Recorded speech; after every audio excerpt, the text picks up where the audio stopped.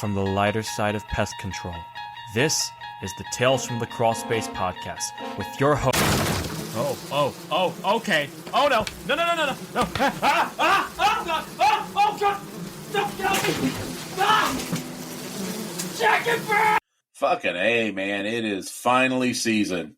And, the weather's starting to warm up off and on. I live in Indiana. What the fuck, it's a crapshoot every time I wake up every morning. But for the most part, weather's warming up. Days are getting longer. It's season. Season is coming. Welcome once again to this season of Tales from the Crawl Space podcast. And with me, as always, spanning the miles, is the one and only bearded mystic himself, Jack Starry. How you doing, man? Doing right, my friend. How are you doing? Oh, I'm hanging in there. Season's starting to pick up. The end of the month slump is on me now, though. It's like we've only got 2 days left in the month.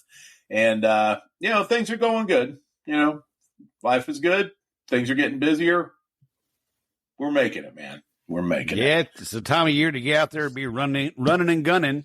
Mm-hmm. Oh, I got butt dialed by one of our fellow cheese bags today, and I'm not sure if I didn't get his permission to mention his name, so I'm not gonna. But I got butt dialed by one, and he's got termite problems in front of his house, 20 foot away. Mm-hmm. Doesn't have a power rig or anything like that.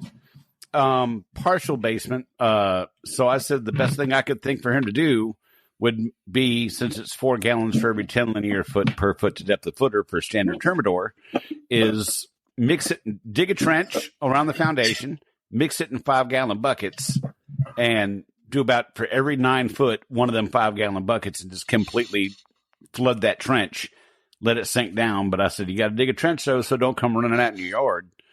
But I saw one video. He's got all kinds of termites about 20 foot off front of his house. So, holy shit!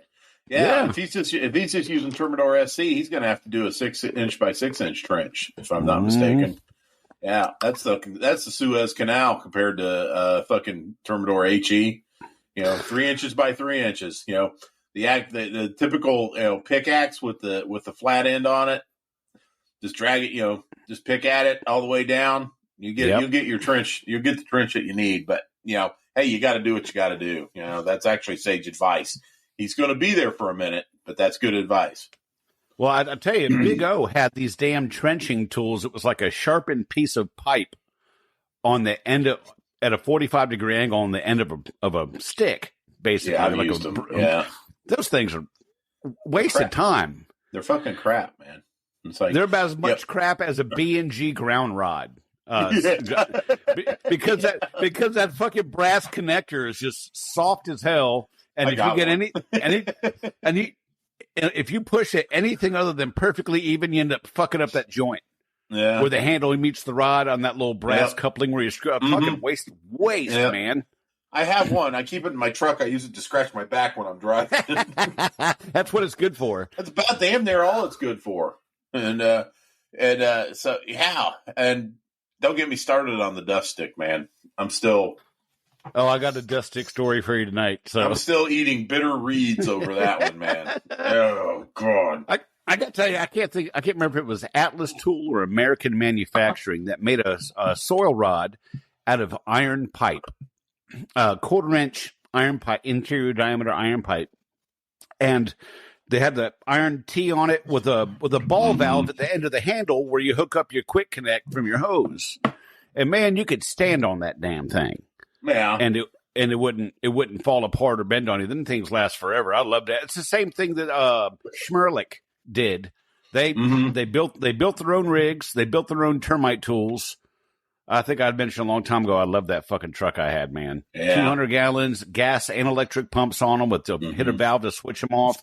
And the soil rod tool, man, you could beat somebody to death with that thing and then turn around and do a termite job with it. It is fantastic. It really was. Oh my God. Yeah. And I remember seeing some old pictures and stuff of the good old, heady days of Chlordane.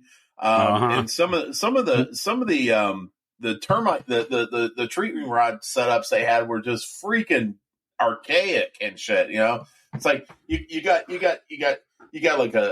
like almost like a hose bib thing on the end of a rod. It's like you stick it in there and you're like turn it my God. turn it on. run this shit. And it's like, turn it off. Go to the other hole. It's like, Jesus Christ, how did they get anything done? Yeah. I tell you, my wrist would be fat and swollen from all that twist. I get like carpal tunnel syndrome with that damn thing. Oh, no shit. Yeah, I like my Robco. Just move on down. It's actually great. I busted my foot over last weekend and was having some issues. William the Merciful decided he wanted to get out in the field, so he came out and helped me on a termite job, did the trenching and stuff. I drilled and treated and everything, and he basically did the grunt work. And if you're listening, Bill, and I know you are, thank you very much. I really appreciated that. And good on you, Bill. Yeah, no shit, right? And where was I going with this? But anyway, yeah, it was the job. I was thinking, doing this treatment, I was like, man, this is so much more awesome than it used to be. I mean, because you would always have to get in a crawl space or a basement, drill the block voids, get all that shit, treat the piers, and it was just it's just so much easier now. And the new non-repellent technology that we have, it's just been really good. I mean, it's just been a godsend. You can theoretically do a couple, 3 jobs in a day, good size ones too, not just mini barns and shit. I mean, full on houses. If you were younger than me, then you could actually do that. But it's good. But damn it, we're not here to talk about termites tonight, Jack. No, sir, we're not. No, we're not. We're going to talk about those 6-legged motherfuckers. Some of them have wings, some of them don't. Yeah, we're talking about those stinging insects. And, while it's not really big time stinging insect season right now, we decided we wanted to get it out of the way because by the time we get to stinging insect season, ain't nobody going to want to fucking talk about it. We're just be like, God damn it. So, I don't know. Those are my favorite jobs, man. Those are my favorite. I fucking love those jobs. Oh, you know what? I dig them too. But sometimes they're just, it all depends. It all depends on if you leave out in the field in the morning and all your equipment is sound and good and you're not going to fuck up. You don't have to MacGyver anything. That's when they're good. Sometimes they're not. Sometimes you may have a hole in that hood, that bee suit that you don't know about. You may have a situation where your equipment's fucking up on you. Like, I don't know, I'd say a dust stick, or things like that.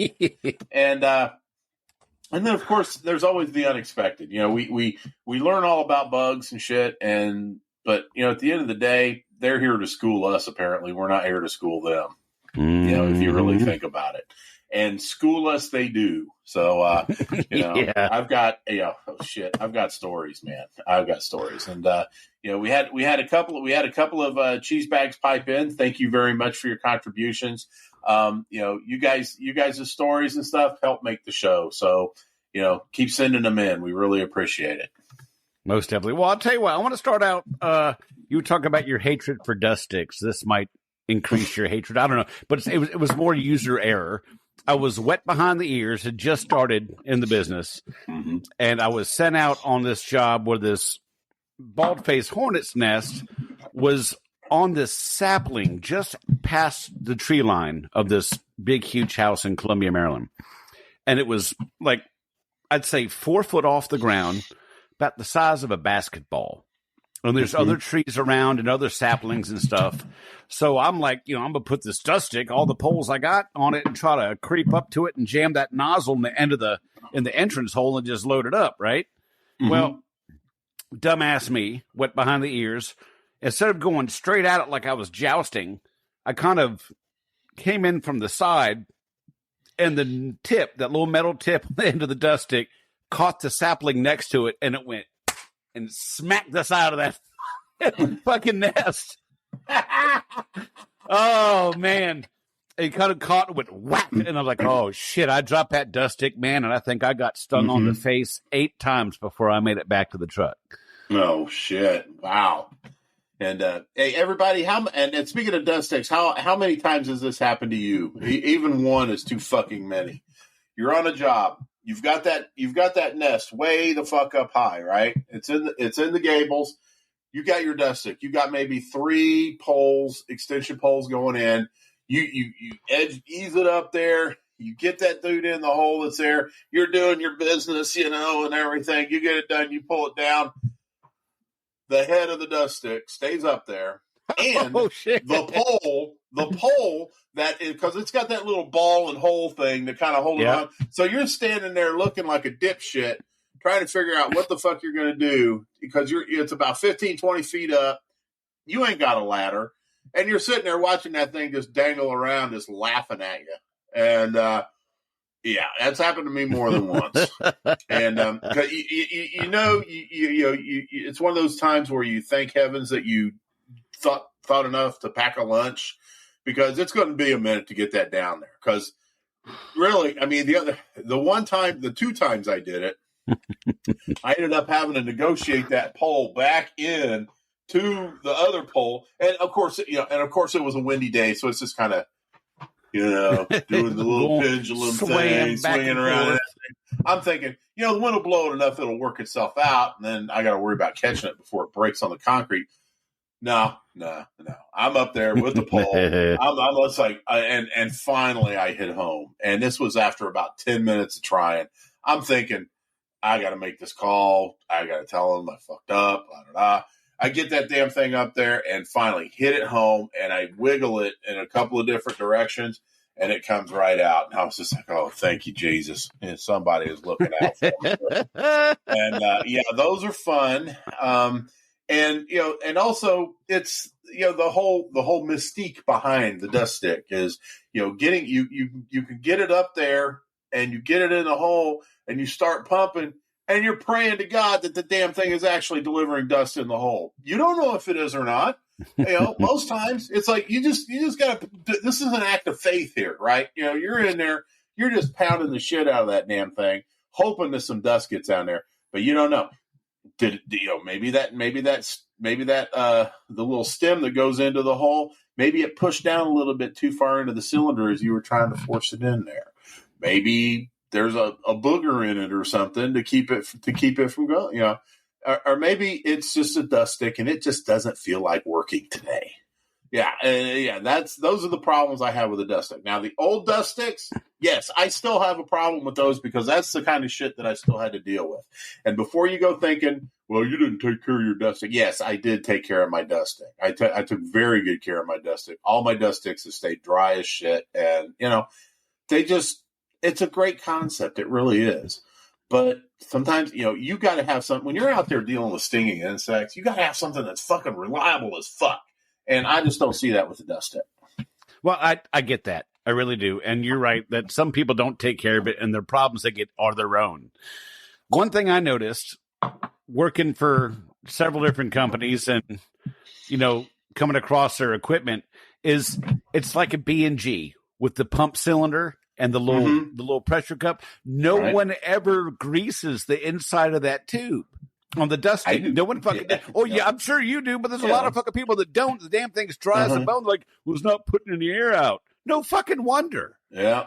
It's like you're trying to float a goddamn a rowboat with a fucking screen door in the bottom, because everything's coming right through it. Yeah. So I'm like, give me a little bit of axle grease or something, and let me or lithium grease. Let me liquor it up a little bit, and ta-da! Bob's your fucking uncle. But you get people who don't give a shit about the job and don't put any stock into the equipment that they're going to be using. And you get that cylinders dry as a fucking bone, just like that B&G gets passed around like a cheerleader in a football locker room. That no one never cleans out the filter. No one ever does the cylinder thing. And I tell you, if you're gonna redo that little pressure cylinder in your B&G, get the leather one, not the plastic one. The leather ones last so much longer. They do. They're so nice. And I found out recently that you can actually still obtain the leather pump cups. Which is great because, and when you get a fresh one in there and it's all nice and greased up and everything, you put it in there. And as long as you did take care of your cylinder as well. Typically what I would do is I would take one of those green scrubby things or one of those, enchanted erasers or whatever the fuck they're called, and stick it in there and get everything nice and clean on the inside, rinse it out real good. Let it dry, because we know lube and oil don't mix, or lube and water don't mix, and put that sucker in there, and it does. You can feel the difference, and you're delivering a lot more air. You have to pump your B&G less. And, for those of you that actually still use B&G and you didn't get on the flavor of the month 1 gallon flow zone. B&Gs are still a thing. Elvis is still alive. That's right. So I'm too old fashioned to get on the flow zone train. I'm sorry. You know what? For a backpack sprayer, for outside work, the flow zone is the bomb diggity. But man, that 1 gallon thing, I've seen too many videos of fuckers using them indoors, and that's shame. Shame. But anyway, back to the dust stick. I get more mileage and use out of the extension rods from a dust stick than I do the actual dust stick itself. I mean, several parts of this thing are great. The extensions are a prime example. Sometimes you get a nest that's so high up, you don't need, like a paper wasp or something like that. You don't even need to use the dust stick, the head of it. You just take that sucker and you just get up there and you knock that fucker down. And it's so far up, you got plenty of time to run the hell away from it before the wasps even know what's going on. And that even works on those little mean ass ones with the yellow stripes on their asses. The brown ones, they don't give two shits. It's like, no. Oh God, man, my nest is gone, dude. Seriously. But the ones with the yellow stripes, all right, I'm gonna kick your fucking ass. And then next thing you know, you're running all over every place. But high enough, you just pop it off and you're good. Just go over and hose it down with whatever you got in your hand, and you're good to go. But as far in close combat, dust sticks are lame. Usually a good Puffy D's, the old central bulb duster will do the trick. But one I did find, hornet nests. Let's talk about hornets. The dust stick. If you don't have a bee suit on and you're using a dust stick on a bald faced hornet nest, you can pretty much count on getting stung. Now that said, I have used the parts of the dust stick on other things. B&G, I don't know if they still make them or not, but they had this fantastic duster. It had the steel can. It was about a 2 gallon steel can. It had a gauge on it. It had a nipple on it, though. You could pump it up to an air compressor, jack that sucker up. I mean, it's metal, so you could jack it up to wherever the hell you wanted it. As long as you don't get it up to 600 pounds. But you could take that, and it just had this little small ass weenie tip on it, and so it was great for carpenter ants and stuff like that. You could find it, but I had another idea. I had one of those at the Big Green Tea, and I took a piece of nylon hose, put it in there, fed it through a bunch of the old extensions from the dust sticks that broke down after the third fucking time we used them, and just kept all that together. So I left enough slack in the hose so you could pop it off and make collapsible, like a tent pole or something, and tape the business into, it stuck out. I just put some duct tape around there. So I had a little tip there come out, and I'd jack that sucker up. I'd stick that in a hornet nest. I'd let that damn trigger loose. It was like, dust is flying, the little gills and shit on the outside of a bald faced hornet nest. It's like dust is just pulling out of those and shit. But the thing about that is you only get one shot, and you got to make sure that shot counts. And with that setup, it always counted. Always. Oh, nice. Nice. But time passes. We change companies. Equipment gets confiscated. So I didn't have that anymore. But I went to when I worked at the Scarlet Letter. I discovered that Birchmeier has a product. It's a duster, and it looks like a plastic Hudson sprayer. It looks like a cheap piece of shit you get for $10 at Lowe's. But this thing, it's got a nice tube on it, and you pump it up. It's got several different lengths of stuff, and it works great. You pump it up about 50 or 60. You really got to work to pump it up. It does have a nipple for an air compressor if you're Schultz and don't like to pump things. Love you, Schultz. Yeah, that's right. Me too. But you can get a good head of steam on that, and it was great for yellow jacket nests and walls and carpenter ants and stuff like that. It was all around. You know, it was you can use it on a lot of stuff. I asked the mechanic at the Scarlet Letter, Dean, the late Dean. I love the guy. I miss him. Asked him, you know, can we do better? He goes, I think I can do something. So Chuck, the sales director, when he came to town the next time, brought me a 8-foot long piece of brake line that dude had put one of those connectors on the end of for that Birchmeier. So I will get that. I was all over the place with that shit, man. Hornet nest, yellow jacket, up high shit. Yeah. It's like, I didn't need a damn dust stick anymore. Give me a decent ladder in that thing and I'm in business. And that's awesome. Yeah. So the dust stick after that was dead to me. And then, but you know, again, people change companies, equipment gets confiscated. I'm back to the dust stick, man. Tell us how you really feel, Brad. Tell us how you really feel. Oh, God. Yeah. Well, you talk about bee suits. I do not suggest this to anybody. This is just my personal preference. I've worn one twice in my entire 26 years. Twice. Once was in an attic with a European hornet nest they were coming in through this hole in the soffit. They nested just inside the soffit in this attic. The small little gable attics, not the big one you can stand up in, but it's like a triangular shaped off the side of the house type thing. Oh, the real squatty ones like this. Yeah. Bungalow roofs. I lived in one of those. So I'm in one of those motherfuckers, my big ass, and I'm like, look, I can't back out of here that quick because there's not enough room for me to turn around. I'd have to back out. Oh. So I put the bee suit on for that. And one other time, because I was being shadowed by a manager, and I put it on because it was, SOP to put it on.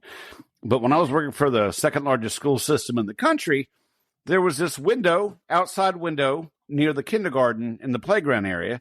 And it was a wasp nest, a little disc nest about the size of a tennis ball. Had a few wasps sitting on it, nothing, no big deal. And the guy I was riding with that day, here goes the train, guy I was riding with, he's trying to get his big ass in a suit. And I'm like, what are you doing, dude? He's like, I got to put the bee suit on for this. I'm like, I said, just you go ahead and put that suit on. I'll be right back. I walked up and just kind of went smacked the nest, got the wasp off of it, ripped it down, and said, threw it in the back of the truck and said, let's go. He's like, what? I'm like, I got it. What's the problem? This guy was like, every little tiny nest, he'd like put the suit on. I'm like, dude, there's there's like 5 little holes in that thing, and 2 of them have a larva. There's 1 fucking wasp sitting on it, and you're putting on a bee suit? Really? That's the same guy that thought the Victor snap traps with expanded triggers, the yellow trigger on it, he thought that was supposed to resemble cheese, so he wouldn't have to bait them. Oh, that's the same. It was the same guy. Same guy. Wow. All right. Well, fortunately, that kind of mentality isn't as widely spread as we thought. It's just concentrated in one guy, so that's good. You got that going. You got that going for you. Bee suits, man. I always was under the philosophy that my brother Daryl coined. He said bee suits are strictly for pussies. Now, I had been in the business for a long fucking time, and up until I started working where I'm working now, I had never worn a bee suit. So I donned my first bee suit at my current place of employ. And I ain't looking back. Now, that's not saying that I'm going to put a bee suit on for, a 2 wasp nest or something like that. No, I'm talking about bald-faced hornet, close, low-hanging hornet nests. I'm talking about, yellow jacket nests, ground hornets, things like that. Things that'll sneak up and get you right in the sack, right? Mm-hmm. Now a bee suit is perfect for that. And, which is great because I learned a couple of really good lessons, as far as bee suits. One of them is when I have a ground hornet nest or something it's like in a retaining wall or something like that, the minute I put on that bee suit and I get that last zipper up around the bonnet, my balls expand slowly and large, and all of a sudden I cannot be harmed. I have got the cloak of invincibility on me, and I can get up there and I can do whatever the fuck I want to those damn things, and they are powerless to do me harm. So one instance is, one of the big thank God I have a bee suit on moments was just last year. I was out doing a job, and again there was a retaining wall, right?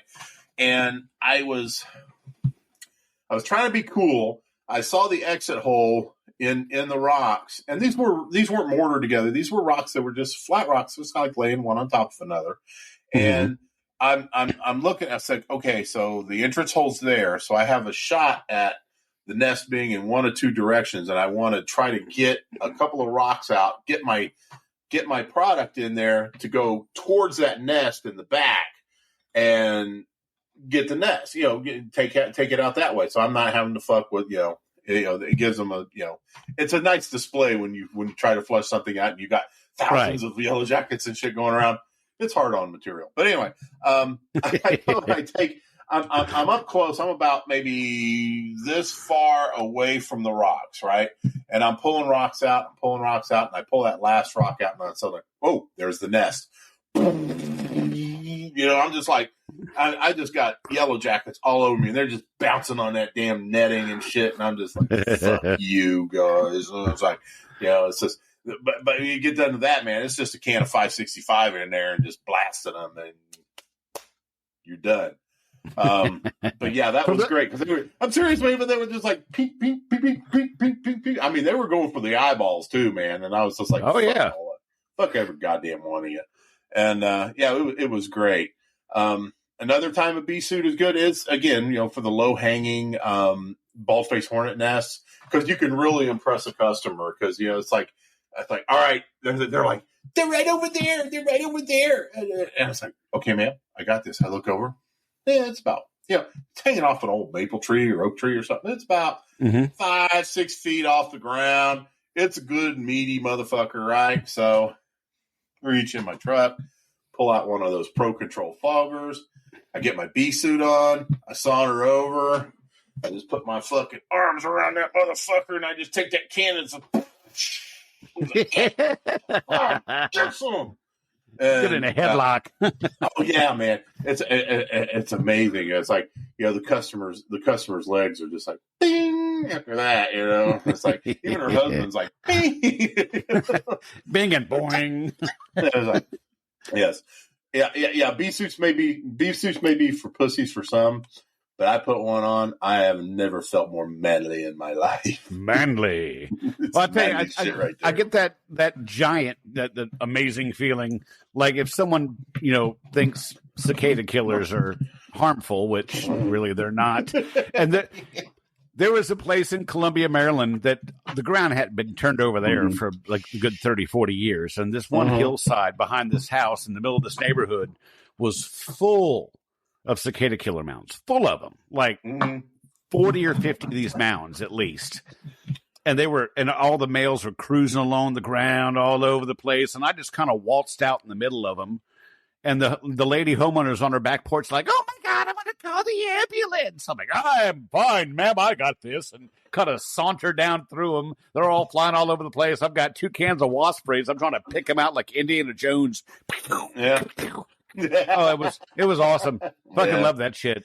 Oh, nice. Yeah. The only time I ever did like a big time cicada killer job is it was the first brood X that I've been in the business. And they were in a play area up in Noblesville, which is north of where I live. And so I did go ahead and go at night because I wanted to catch them in the nest. And I just took a B&G full of, full on strength. Was it kicker? Yeah, it was kicker. I wasn't using exciter back then, which is just a basic pyrethrin. And I just took my flashlight out and I'd go and I'd see their little heads and it's scoosh, rinse and repeat like 300 times. And took care of business. I don't like killing cicada killers. They're not going to hurt you. You got to really piss one off for them to get you to sting. But Big Green Tea. I'm there to make money. We weren't blowing insulation back then when I did this. So, there we are. But cicada killers are like, I don't know. They're like the golden retrievers of stinging insects, Agreed. Whereas yellow jackets are the chihuahuas, the wasp I was talking about, the ones with the yellow stripes on their ass, those are the Jack Russells. Bumblebees are like English bulldogs, and carpenter bees. It's like, they don't give a shit about you. They're just trying to fuck and drill holes. They really don't bother you any too much. I mean, really the ones that we really have problems with. I mean, when was the last time anybody was attacked by mud daubers? I mean, I don't think know. about it, the yellow jackets are a problem. Bald-faced hornets, definitely a problem. European hornets, they're pretty chill, but they are kind of menacing. We don't have Asian hornets here in Indianapolis. I know that they're starting to make an appearance in the West Coast and some of those coastal areas and whatnot. Oh, I missed the boat on those. I wanted those so bad. I missed the boat on those. God damn it! That, man. I retire in 5 years. That's plenty of time. Once I get out of this, they'll probably be in Indiana, but I'll be retired by then. So fuck it. I don't want to fuck with them, Jack. I would have thrown a badminton racket on the back of the truck just for them. Just boing. Just shit. Fuckers. Oh, carpenter, that'd be fun. Carpenter bees, man. I love hitting them. Them fuckers with badminton rackets or empty 2-liter bottles. It's like boom. You can go for distance with those guys. You can definitely go for distance with those guys. Yeah. Usually I just don't let them fuck. I just let them land on my arm and shit and show the customer. It's like, these are cool. European hornets. I did that one time. I got up in the tree. They were buzzing around, so I just kind of stuck my arm up there. They just start crawling across it. It's like, what's up, Brad? How you doing? You come to kill us, didn't you, motherfucker? Yeah, that's cool. And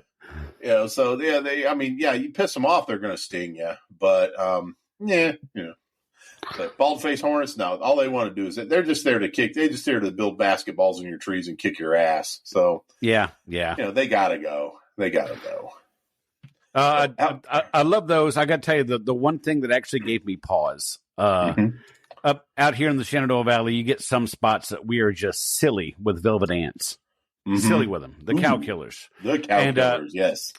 This lady had this slate walkway, like little chunks of slate, little path to get to her front door. And they were nesting or hanging around just and coming out from under the slate. And they were all over the place. I mean, I've seen one or two here or there every once in a while, but there was like 15, 16 of these bastards. I'm thinking, man, this could go sideways really quick. Yeah, right. That could hurt. Oh, yeah. Because I watch that dude that does those videos on YouTube where he stings himself with the most painful insect sting. Yeah. And he did it with the velvet ant. Whatever. That fucker rolled around like someone stuck a hot poker in his butthole. Oh, yeah. Oh, my God.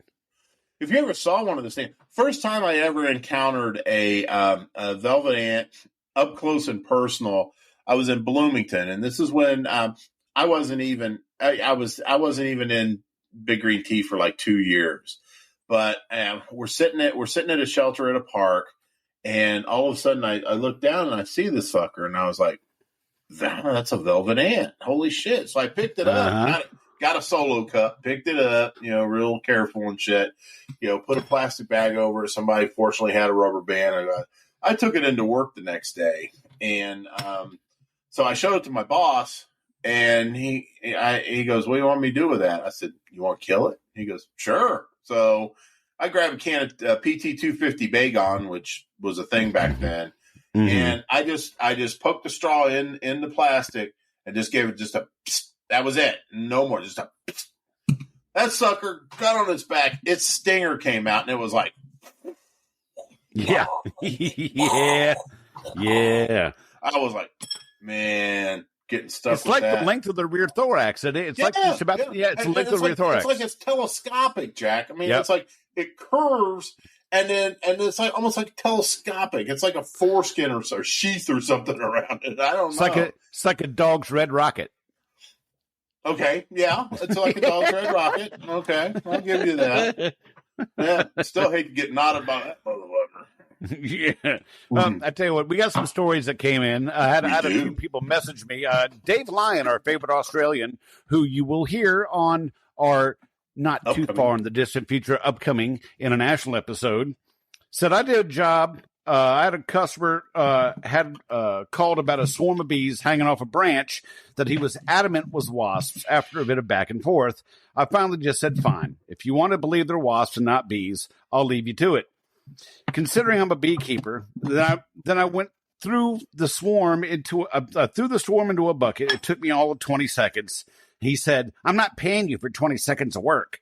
I tried to explain to him that the process of taking the swarm back to the farm and put them into a hive and the work involved in that, he still refused to pay. So I dumped the swarm onto his front lawn and drove away. Fuck that guy. Damn.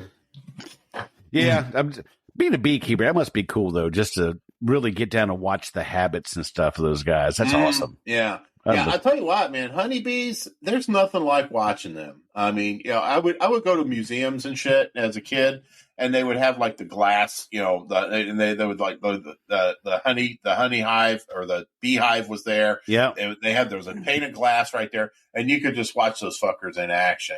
And, watching the nature shows and stuff, they talk about their wiggling their ass for certain things and their little dances and stuff they do. And actually seeing it in person was really something else. So, I have a real fondness for honeybees, and, I try not to fuck their lives up as, whenever I can, Yeah, I'll leave them alone. Do it, but it really sucks when you do it. There's a lot of controversy behind controlling honeybees and stuff. We really don't want to touch on that tonight because I don't feel like it. Right. Right. So, but let's talk about. Honeybees are great. They pollinate. They provide some of the nicest food ever, and out of their vomit and the stuff that oozes out of their asses is pretty nice too for candles and other things. And I've known women rubbing it on their elbows and stuff. It's just really nice. But that's anyway, really nice. No, we're talking about the assholes of the stinging insect kingdom tonight. So, Candace Nordquist, yes, the she Nord, has piped in with a little bit of a story too, and she goes, my very first actual hive was bald-faced hornets. Ooh, baptism by fire. One of the awesome ladies that works for our Head Start location told me her brother-in-law was mowing the backyard and got attacked by bees. I told her it was more than likely not bees, but wasps. Got her address from her, called Brandon, who you don't know is her husband, and told him what was going on, and we met up at her house. Her brother-in-law told us that he was getting attacked and swore it was bees. As soon as I stood on the back deck with him explaining that more than likely it wasn't bees, Brandon was out looking around, and he noticed the black fence had a bunch of ivy growing over it. He moved some of it, and they were, a hive of bald-faced hornets. Brandon told everyone to walk away. We all did. we made a plan to come back at night to take them down. I was nervous as it was going to be my first time in a suit and against hornets nonetheless. When we came back that night, we were on the deck with all our stuff, suiting up while Brandon explained to me what he was going to do and what he needed me to do. I tried my hardest to stay cool and calm and just listen to what needed to be done. I'm pretty positive I did okay as no one got hurt. The hives came down, and Brandon even found a second hive he was able to get down while I finished the first one. Nice. Jack, yeah, this story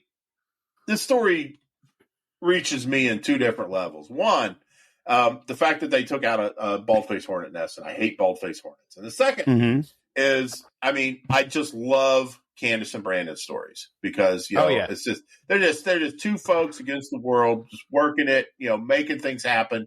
Doing, helping other people out with their work, and it's just great. I always get a warm fuzzy when I get to read a Nord story. And if you're new to the show, if you go back a couple episodes, we have an episode called Revenge of the Nords, where we have Candace and Brandon on. It's a great fucking show. So to get a good idea for just how awesome they are, you should check out Revenge of the Nords. And by the way, Candace, penis. Heinous. Candace. I was wondering. Let's see. 39:14 is when that's on. So Heinous. But anyway, so yeah, the Nords are definitely awesome. You know who else is awesome, Jack? Who? Oh, yes, Mr. Tony Spangler. Mm-hmm. I got to tell you, not this weekend, but next weekend, I'm going to be going to my military school 35th high school reunion. So, Tony was kind enough to make me a Fork Union Military Academy class of 89, which I can't get it past there you go. Focus. Class of 89, Fork Union Military Academy, tumbler.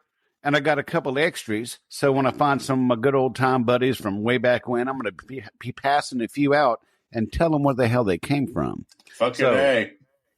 Looking forward to showing off my unique Tony Spangler tumbler. Jack, I have absolutely no connection to Fort Union, and I still think that is an extremely majestic tumbler right there. Oh, it is. It's gorgeous. It's got the shield or the emblem on it and everything. It's simple. It's elegant.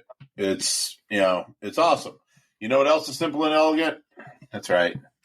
That picture right there. Look at that. Yeah, look at that. Look at that, baby. Yeah. Oh, it gets better because there's that one too. Oh, yeah. I can trump you on that one though. I can with this face. Talking about her, aren't we? Yeah. That's right. So she's gonna get on you for doing that, by the way. That's right. Okay. Well, I'll work a little Three Stooges reference in it then. Boink. So he pulled that out of his pants.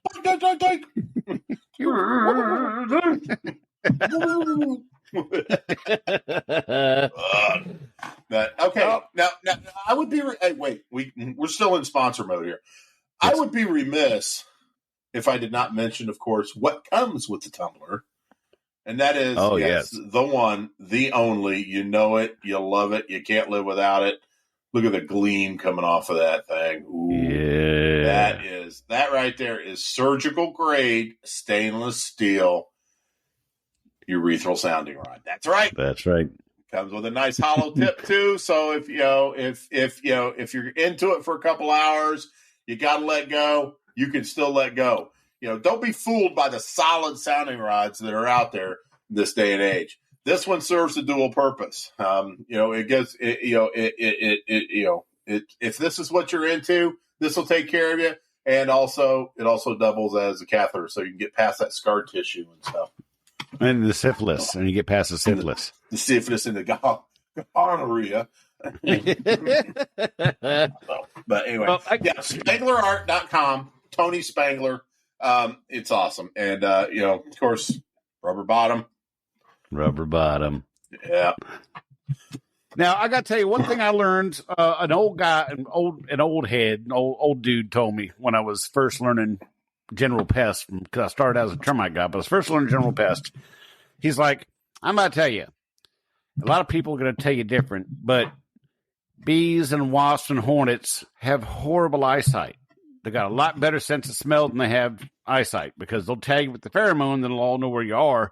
But as far as they're concerned, if you do something with the nest and then you stand completely still, not right up on it, but completely still, don't swat your hands, don't run around, don't move at all, they'll fly right past you.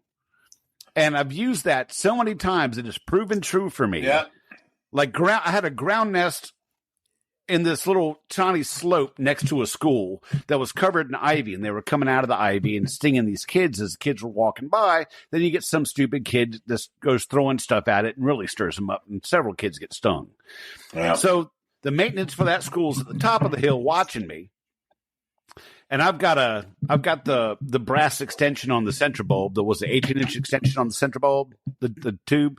I got one of those, and I pop it, and I just stand back and stand still, and they're like flying right by my head. They're not even bothering with me. And the guys at the top of the hill going, dude, ain't you going to run? I'm like, no, just stand here, man. I said, it's when you start swinging your arms around and acting like a little girl, that's when you get stung. Just stand still. As far as they're concerned, you're a tree. Yeah. And they'll fly right past you. Yeah, so. Exactly. Either that or they'll land on your arm and start building a nest. Either way, it's cool as fuck. But yeah, and also, I was also been taught in my early days at the Big Green Tea from the Big Green binder. If you are being chased by stinging insects and you just can't bring it to yourself to stand still, run in a zigzag pattern. It will confuse them. Of course, you can still count on getting stung, but not as many times. And so it'll suck. Less. It's like you'll zig one way away from a wasp, but you'll zig the other way, and his partner's over there waiting for your ass, and you end up getting it either way. Switch up your pattern. That's right. Switch up your pattern, or do like they do in the movies and cartoons. Just find the nearest pool and jump the fuck in it. Well, Robert Allen Ayers says, stinging insect story. Probably 15 years ago, I had a ticket for a one-time treatment for a wasp nest. Got on site and found it was a rather large bald-faced hornet's nest on the side of the house. Spoke with the homeowner, found out she had just come home from a 2-week vacation, collected payment, and told her to stay away from the area for a bit. Went back around to look at it and stood there coming up with a plan. The nest was big as shit and just there, like stuck on the side of the house with no windows, overhangs, etc., just stuck there. Whatever. Let's kill this thing and move on. It's almost 20 foot up, so I get my extension pole, a can of wasp freeze, and a bellows duster of Delta dust. I first planned to knock a big hole in it and start blasting with some wasp freeze to get some quick kills. I extend the pole sufficiently and make sure it's going to reach. Then I rear back and stab as hard as I can into the nest. There's a cracking, shattering sound as my extension pole stabs easily through the side of the nest, then straight through the single-pane window that had been completely obscured by the huge wasp nest. Homeowner had neglected to mention that she had first realized it was there when she found the window in the stairway to the second floor was obscured. Turns out she had her 2 kids with her, looking at the inside of the nest, waiting to see what it looked like when the bug guy started killing them. Thanks for keeping that part to yourself, Miss Jones. So now I have a huge nest of angry hornets, a broken window, allowing them to pour their vengeance and fury into the home, and a furious customer that's been chased out of her home by said flying death machines. Long story short, she got her money back, a new window, and the opportunity to berate me, my boss, my boss's boss, our company, and everyone associated with us past, present, and future. Surprisingly, I kept my job, probably because my immediate supervisor thought it was the funniest fuck up he'd ever seen in his then 25 years of pest control. Straight through the nest, right through the fucking window. That's awesome. Hell yeah. But, as far as hornets, I mean, hornets are big. Their nests are big.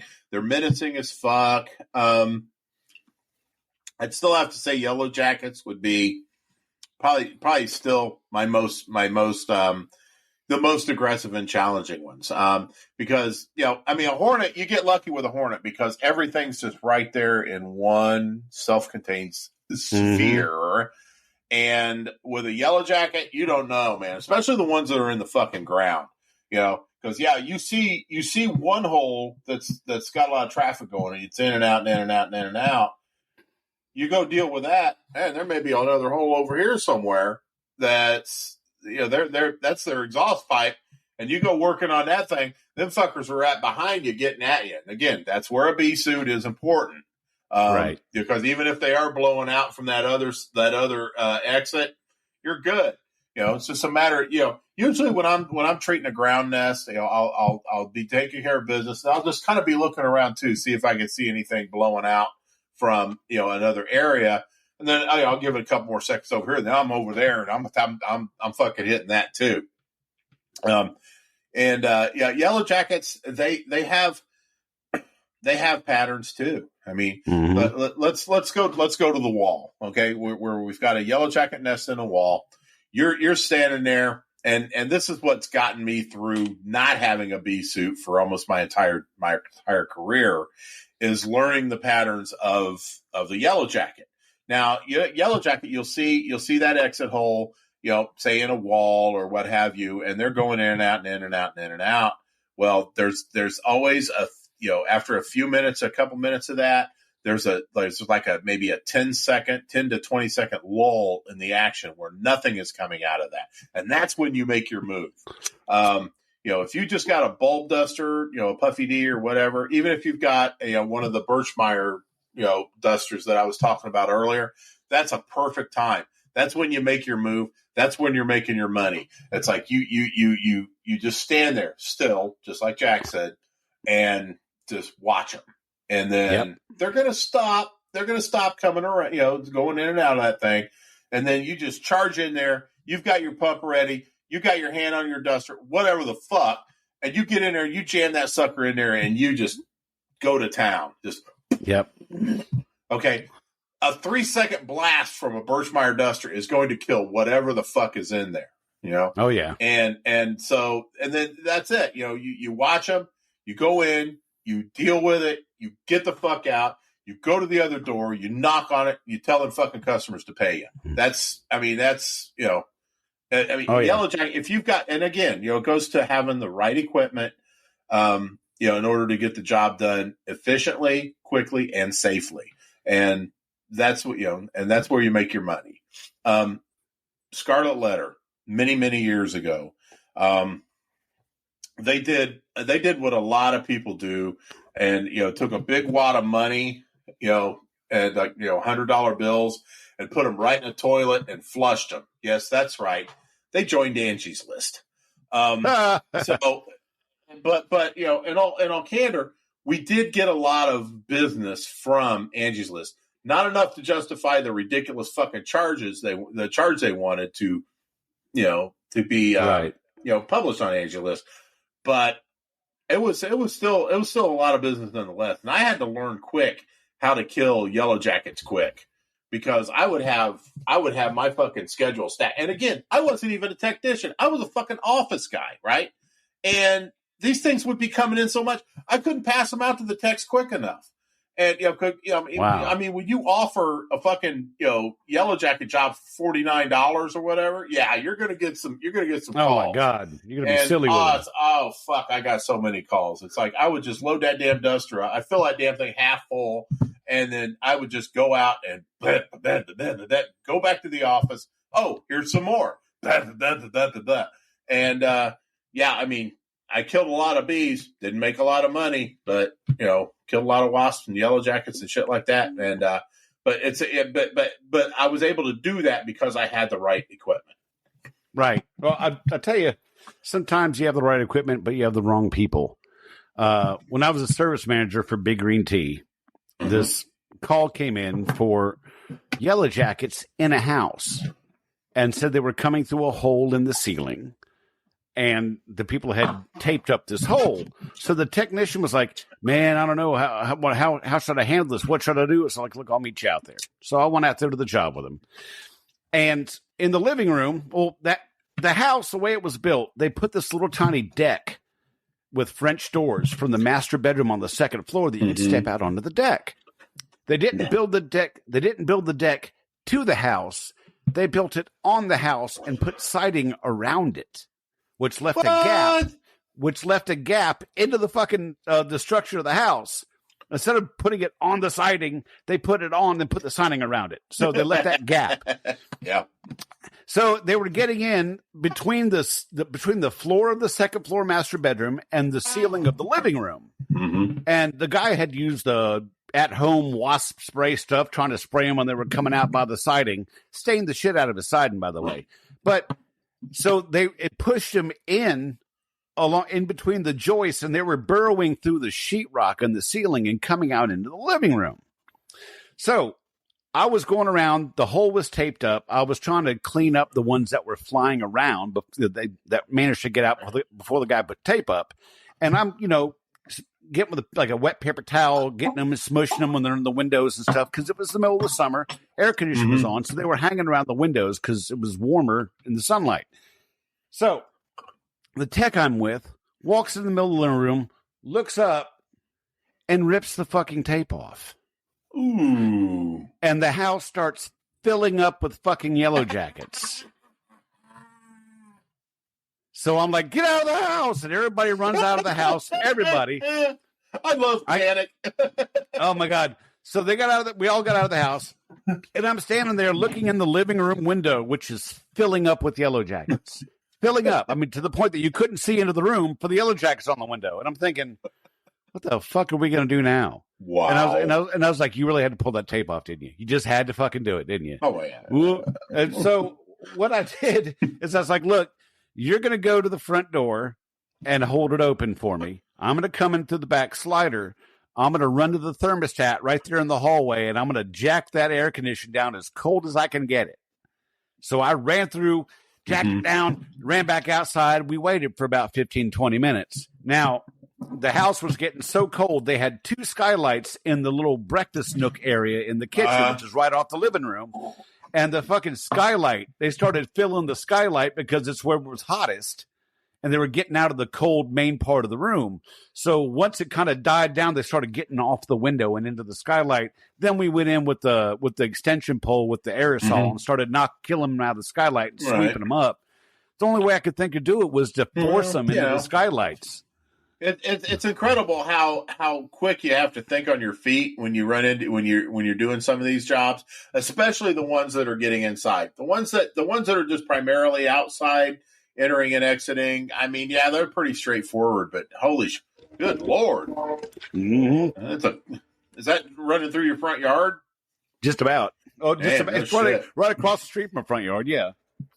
but once they get inside, it's like, yeah, shit. You know, it's Malcolm X pest control, man. You got to take care of it by any means necessary. And, so yeah, I mean, it's not been, it's not outside my wheelhouse to just grab aerosols and just go into a room and just basically just pirouette all around, just blasting shit out of the sky and stuff. Look like a fucking lawn sprinkler of wasprees.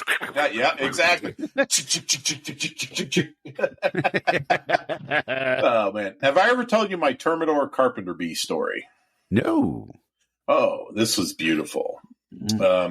Lafayette, Indiana, Dateline. I had just read on the Termidor label that, hey, I could use this for carpenter bees. Well, I get a call from this guy.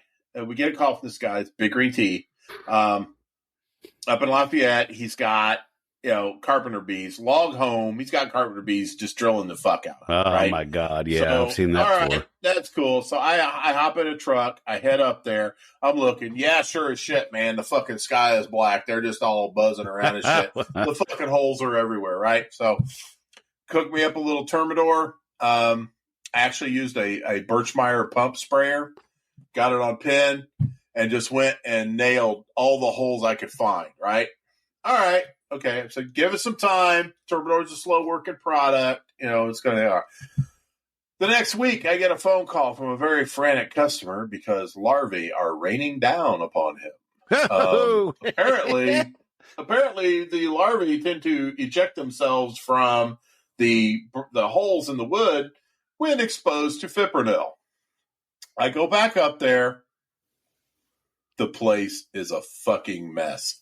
Hundreds of larvae. And this is, and the weather was warm, so these things were stinking real bad. I mean, anybody that has treated and removed a good sized bald-faced hornet nest in middle of the season and put it in a bucket and put it in the back of their truck and forgot about it. And then it's like, oh, I need some rodent bait. It's like, oh God, holy shit. And so, it was like that, but it was around the entire, because this guy had a wraparound deck. It was the entire circumference of his house. I mean, hundreds of larvae, big fat fuckers too, man. I was like, so it's like, I had a shovel, scraping him off his deck, apologizing my ass off. I told him, I said, they're dead, so you got that to look forward to. He wasn't having it. And he's like, I was having a barbecue out here 2 nights ago, and it's just fucking falling on my guests and blah blah blah. Bitch. I've never used that for carpenter ants. I'm a carpenter bees. I've always been one that loves to dust them. I get the JT Eaton's bellows duster, and I'll give it a big old splat. And then you can hear the female in there going in the hole. Oh, sounds like a pissed off cat. Yeah. Then you go around and get some of the other ones. When you come back, they don't drug their ass out, and you see like this carpenter bee shaped splot on the ground where they fell out covered in dust. Went boom. The dust, yeah. Yeah, I always get off on like when I blast a yellow jacket nest and I see white yellow jackets come out. It's just like I've done something here. You're like, yeah, you got minutes, buddy. Minutes. Oh, that's all hell you got. yeah. You know what though? I as much as I hate doing stinging insect jobs, I love them just as much. I know that doesn't make sense, but fuck, man, it's like it's like you're the hero almost every time. You're the hero.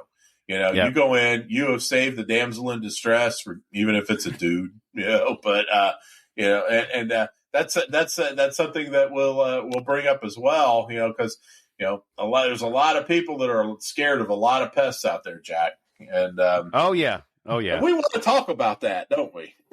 Yes, we do. Oh, the spineless customers, the proverbial lady that jumps up on the table and holds up her skirt, eek a mouse type of thing. Yeah, and when it's a dude, it's even more. It's even more. Oh God, it's hilarious. So that's right. We're gonna call it what everybody else calls it. They're pussies, right? That's right, pussies.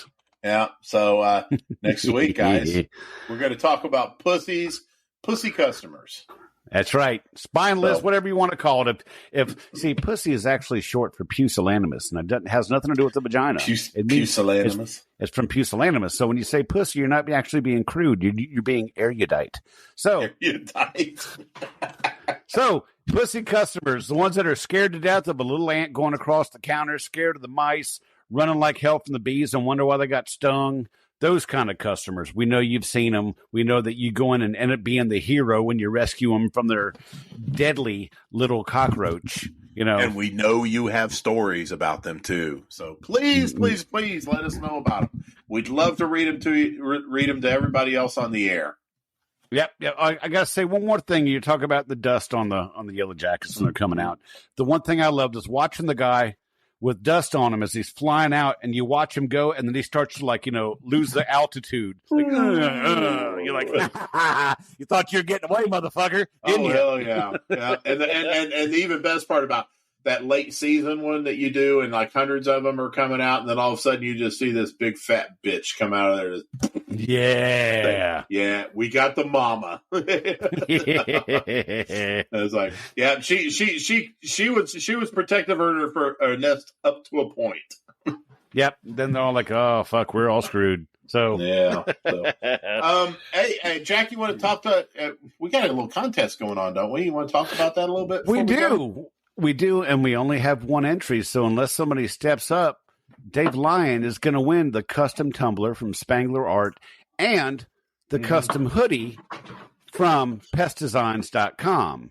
And we're going to be throwing, dude, the prize is swag for days. It is. We're going to be getting some of these out. Let's see, what else do I have in my drawer of goodies? Oh, I've still got a koozie. Yeah. And I got stickers I'll send you. So here's the deal. Take a picture of yourself with something Tales from the Crawl Space and PC or PCHD, and take a selfie of yourself with it. You're not obligated to buy merch. If you want to make a sign or something, that's cool too. We're not expecting you to buy something to enter the contest. No purchase is required. So the she bags out there, the baguettes out there, nudity is a plus. Oh yeah, it's nipples could possibly get you a second entry. Skin to win. No, the deal is you take a selfie with something with Tales from the Crawl Space, and then you tag us in it on Facebook, and I'll give you a second entry if you go on Instagram and or TikTok and tag our account, either TFTC Podcast on Instagram or TFTC 2.0 on TikTok. And if you post something there and tag us in social media, you'll get a second entry for the contest. So you can get two possible entries for the contest. Yeah. The first show in June, we're going to announce a winner. And right now, the only person we got is Dave Lyon. And his is fucking awesome because he's completely dripping with Tales from the Crawl Space and PCHD swag in this picture. That's right. So, and also, and to be honest with you, I'd like to see some more people get up there and maybe win this because postage to Australia is a motherfucker. No, I say he wanted a shirt, and when he did the national episode, I got him a shirt. And what I did is I got in contact with a shirt printer near him in Australia, and I ordered it directly from there, and they shipped it to him. Get the fuck out! It cost a lot less than having to have it shipped from here. So I ordered it in Australia and paid for it online, and they just shipped it straight from there. So it worked out pretty well. All right, good deal. Yeah, I sent a couple of magnets overseas. I one to New Zealand and one to Australia, and yeah, man, postage was a bitch. But you know what? I really don't care. Even if we have to do that, even if it's you, Dave Lyon, doesn't matter. Doesn't matter. Hell yeah. No, so like I said, take a selfie with TFTC PCHD merch or make a sign. I don't want to see some Sharpie on a fucking piece of notebook paper. Be a little creative. I mean, we're cheese bags. We got more moxie than that. And do something. Take a selfie. Tag us on Facebook and then do it on social media for a second entry. So that's Permit me to grovel. Permit me to grovel just one more thing. Certainly. Yes. www.tftc.wtf has it's basically the spank bank for every episode that we've done.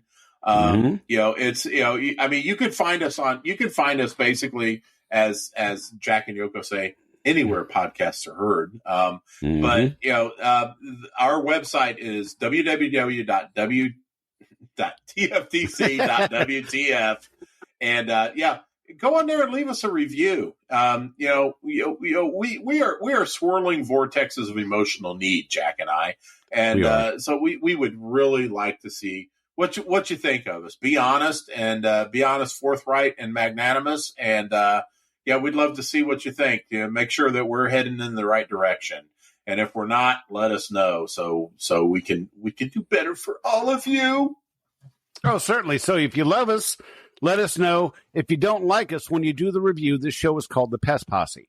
And just go ahead and make the review towards The Pest Posse. That's what you should do. That's right. Pest Posse.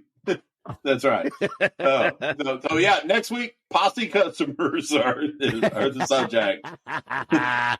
That's right. Get your stories in for the spineless customers you've come across, the ones that run screaming, are so happy to see you, and maybe give you a little oral compensation when the job's done because you've done such a good job saving them from their nasty oppressors. Yes, I mean, it's either this or that, one of the two. So, you know, that was for the ladies out there. Nothing like a hot box lunch at the Y. That's right. All right, my friend, you want to get us the hell out of here? Yeah, what the fuck? On behalf of Tales from the Crawl Space podcast, Pest Control Humor Depot, my favorite group, Ask for Paula, we invite you to respectfully bug off. Bug off. Y'all come back now. You hear? Oh, thanks for listening to Tales from the Crawl Space podcast. Jack and Brad will be back next week with another great episode. TFTC can be found on almost every podcast provider available, and you can also find us on TikTok at TFTC 2.0, Instagram at TFTC Podcast, Facebook at the Pest Control Humor Depot Group, and our website, www.tftc.wtf. Don't forget to subscribe and share. See you soon.